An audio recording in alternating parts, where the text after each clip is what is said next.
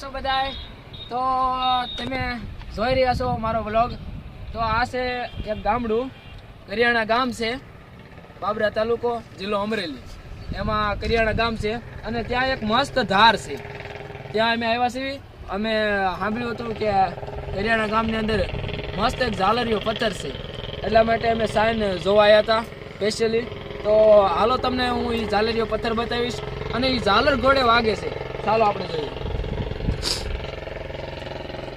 તો મિત્રો આ છે ઝાલરિયો પથ્થર, બરોબર. તો બધા એમ કહે છે આ ઝાલર ઘોડે વાગે છે. અહીંયા ભગવાન આવેલા હતા અને ઝાલર વગાડી હતી એવું કહેવામાં આવે છે. આપણને પૂરી માહિતી નથી, બરોબર, પણ ઝાલર જેમ વાગે છે તમે જોઈ શકો છો. જો વાગે છે ઝાલર જેમ વાગે છે. તો હાલો બીજો પથ્થર બતાવું. ત્યાં નહીં વાગે, જોજો આ બાજુમાં બીજો પથ્થર છે. આ નથી વાગતો, જો બરોબર. આ પથ્થર છે ઝાલરિયો પથ્થર, એટલે આ વાગશે. તો મિત્રો જોયું, આ છે ઝાલરિયો પથ્થર. અને તમે કદાચ તમને નહીં ખબર હોય એટલા માટે આ વ્લોગને શેર કરજો, એટલે બધા લોકોને માહિતી મળી શકે. અને કોઈ પણ આવવું હોય તો કરિયાણા ગામ, બાબરા તાલુકો, જિલ્લો અમરેલી, ત્યાં તમે આવી અને આ ઝાલરિયા પથ્થરની મુલાકાત કરી શકો છો અને આ ઐતિહાસિક વિશે જાણી શકો છો. જય માતાજી.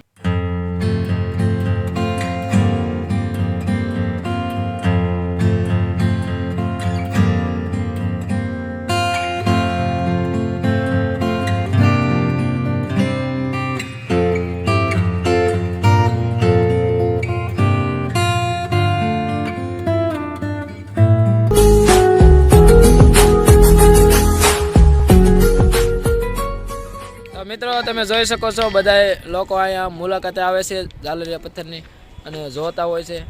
જો આ મહેમાન આવેલા છે પથ્થરની મુલાકાત લેવા માટે. જો તો હાલો મિત્રો, આપણે ઝાલરિયા પથ્થરની મુલાકાત કરી લીધી. હવે આગળ જોઈએ છે. આ એક ધાર છે મસ્ત મજાની, ત્યાં બધા બેહવા પણ આવતા હોય છે. જો તમે જોઈ શકો છો, અહીંથી આખું ગામ દેખાય છે.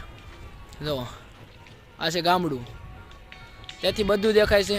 આ ધાર છે ઉપરથી, અને ત્યાં બાજુમાં જ એક તળાવ આવેલો છે. જો આ કાળુભાર નદી કહેવાય કરિયાણા ગામની અંદર.